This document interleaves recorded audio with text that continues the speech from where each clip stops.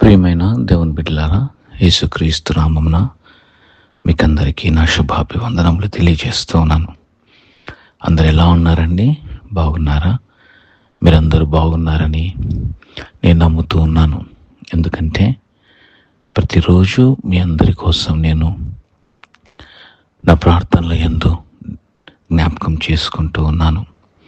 కాబట్టి మీరందరూ బాగున్నారని నేను విశ్వసిస్తూ ఉన్నాను. ఇకపోతే ఈరోజు యొక్క దేవుని వాక్యము అనగా దేవుని స్వరమును వినాలని ఆశపడుతున్న మీకందరికీ ఒక ప్రోత్సాహకరమైన కొన్ని మాటలు దేవుని దగ్గర నుండి తీసుకొని వచ్చాను. దేవుడు నా హృదయంలో ఉంచిన ఈ మాటల్ని మీతో పంచుకోవాలని నేను ఆశపడుతూ ఉన్నాను. హల్లెలూయా, హల్లెలూయా. ప్రియమైన దేవుని బిడ్డలారా, నీకు శోధన అధికమైందంటే, లేదంటే నీకు శోధన వస్తుంది అంటే దాని అర్థం ఏంటంటే నీ పైన ఉన్న అభిషేకము బలమైనది.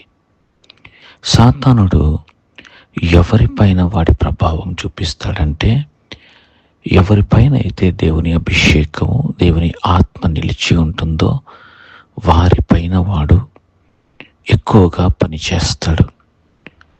పేరుకు మాత్రము క్రైస్తవులమని చెప్పుకునే వారి పట్ల వారు శరీరానుసారముగా నడుస్తూ, ప్రభువుకి దూరంగా జీవిస్తూ, ప్రభు వాక్యమునకు దూరంగా ఉంటున్న వాళ్ళపైన సాతానుడి ప్రభావం ఉండదు.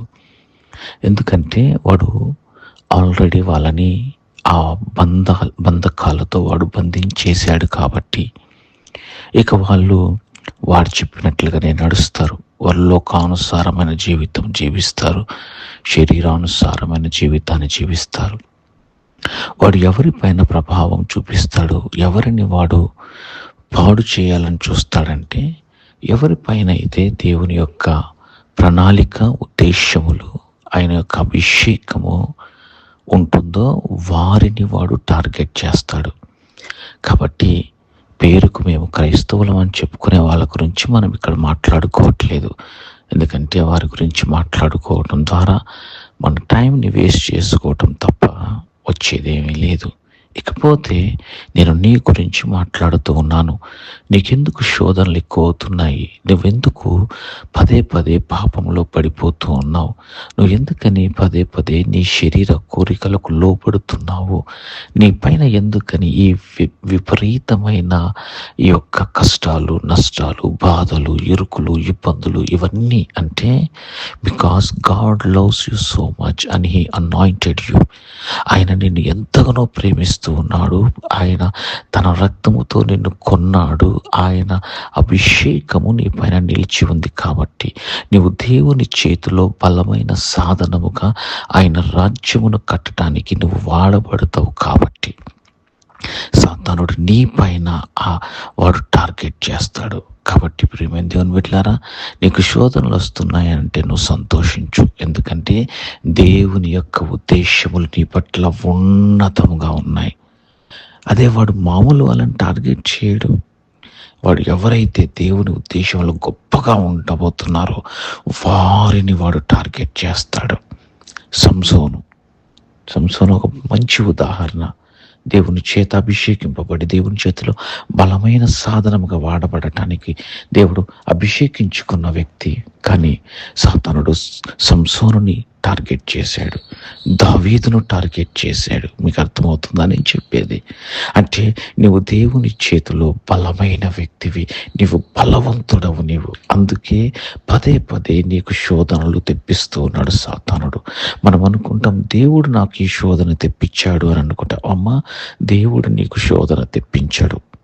ఎందుకనంటే మీరు అనుకుంటూ ఉంటారు, అలా నాకు ఏదో పాఠం నేర్పించటం కోసం, నాకు ఏదో దేవుడు ఇది చేయటం కోసం, లేదంటే నేను ఎప్పుడో ఎక్కడో తప్పు చేశాను కాబట్టి దేవుడు నన్ను ఇప్పుడు శిక్షిస్తున్నాడు అన్న ఆ భావనలో నుండి నువ్వు బయటికి రావాలా.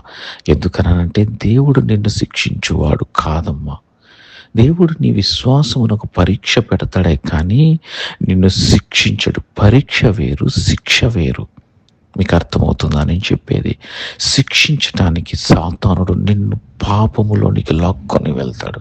కాబట్టి వాడికి దొరకకుండా, వాడి చేతిలో నువ్వు బంధింపబడకుండా ఉండాలి అని అంటే నీవు ప్రతిరోజు ప్రార్థన చేసుకోవాలి.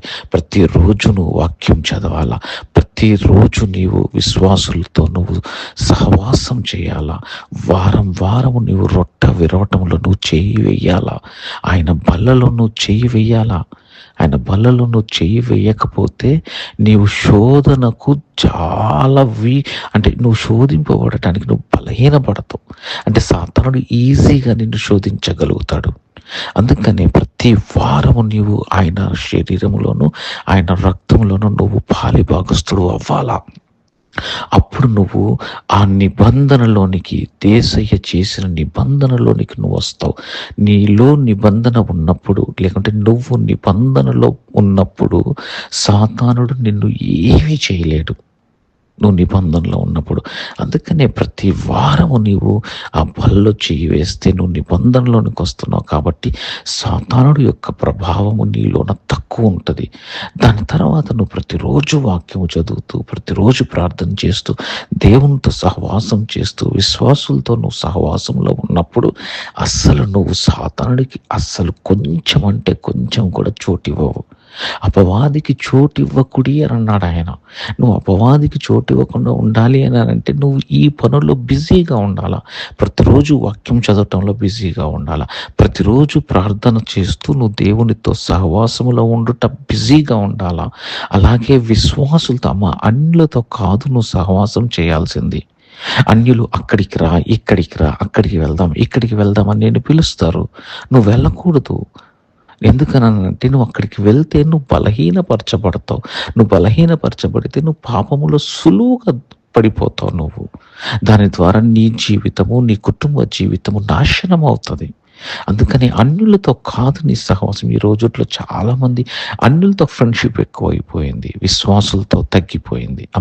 నువ్వు విశ్వాసులతో నువ్వు సహవాసం చేసినప్పుడు మీరు ఒకరిని ఒకరు పురికొల్పుకొని మీరు విశ్వాసములో ఒకరికి ఒకరు బలపరుచుకుంటారు. మీరు ఆ తర్వాత వారం వారము నీవు ఆయన శరీరములో, ఆయన రక్తములో నీవు పాలి భాగస్థుడు అవుట వలన నీవు ఆయన నిబంధనను జ్ఞాపకం చేసుకుంటూను. యేసయ్యా, నాకు నీతో ఉన్న నిబంధన అయ్యా, ఇదిగో నీ శరీరమును, నీ రక్తమును నేను త్రాగుతున్నాను, నేను మరలా నిబంధనలోనికి వస్తున్నాను ప్రభువా అని నువ్వు ఆ నిబంధనను జ్ఞాపకం చేసుకుంటున్నట్లు. సో దాని ద్వారా ఏమవుతుంది అని అంటే సాతానుడు యొక్క ప్రభావం నీ మీద ఎందుకంటే ఆ నిబంధన ఏం చేస్తుందంటే నీ చుట్టూ ఒక గోడను కట్టేస్తుంది. సో దేవునితో నువ్వు సహవాసంలో ఉన్నప్పుడు ఆ నిబంధనలో నువ్వు నిలుస్తావు నువ్వు. కాబట్టి ప్రియమైన దేవుని బిడ్డలారా, కాబట్టి నేను ఇక్కడ మాట్లాడుతున్నది ఎవరి గురించి అంటే నువ్వు బలమైన ఆత్మీయ వ్యక్తిగా నువ్వు ఎదగాలంటే, దేవుని చేత ఆశీర్వదింపబడిన వ్యక్తిగా నువ్వు ఉండాలి అని అంటే ఈ విషయాలను మాత్రం నువ్వు ఖచ్చితంగా చేయాలా. మొదటిది, వారం వారము నీవు ఆయన బల్లో పాలిభాగస్థుడు అవ్వాలా. రెండోది, ప్రతిరోజు వాక్యం చదువుకోవాలా. ఆ వాక్యము నిన్ను నడిపిస్తుంది ఎట్లా వెళ్ళాలి ఏంటి అనేది. మూడవది, ప్రార్థన ద్వారా నీవు బలపరచబడతావు, దేవునితో సహవాసములో నిలుస్తావు నువ్వు.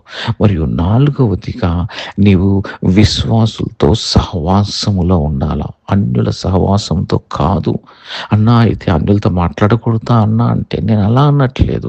అన్యులతో మాట్లాడాలా, అన్యుల్ని గౌరవించాలా, అన్యుల్ని ప్రేమించాలా, కానీ వారితో సహవాసము చేయకూడదు. మీకు అర్థమవుతుందా అని చెప్పేది.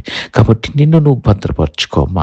నీ పైన బలమైన అభిషేకం ఉంది. నీ పైన దేవుడు నీ పైన కొన్ని భయంకరమైన ఉద్దేశములు కలిగి ఉన్నాడు. ఆయన నిన్ను ఉన్నత స్థానములో ఆయన ఉంచాలనుకుంటా ఉన్నాడు. ఆయన రాజ్యమును నీ ద్వారా కట్టాలనుకుంటున్నాడు.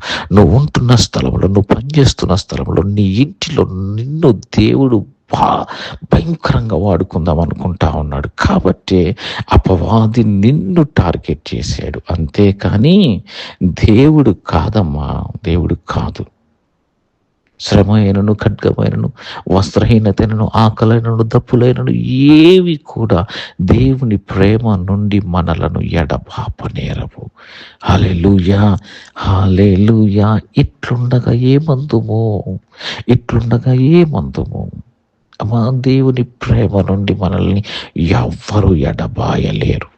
హల్లెలూయా, హల్లెలూయా. ఈ 10 నిమిషాల వాక్యము మీ జీవితమును మారుస్తుందని నేను నమ్ముతున్నాను. ఈ వాక్యమును నువ్వు ఇంతవరకు విన్నావు అని అంటే దేవుడు నీ పైన గొప్ప ఉద్దేశములు కలిగి ఉన్నాడని అర్థం. చాలామంది 1 నిమిషం 2 నిమిషాలు వినేసి వెళ్ళిపోతారేమో, కానీ వాక్యమును పూర్తిగా విన్న నీవు దేవుని చేత గొప్పగా దీవించబడతావు. Hallelujah, hallelujah. God bless you. See you again. Amen. అందరికీ వందనాలండి.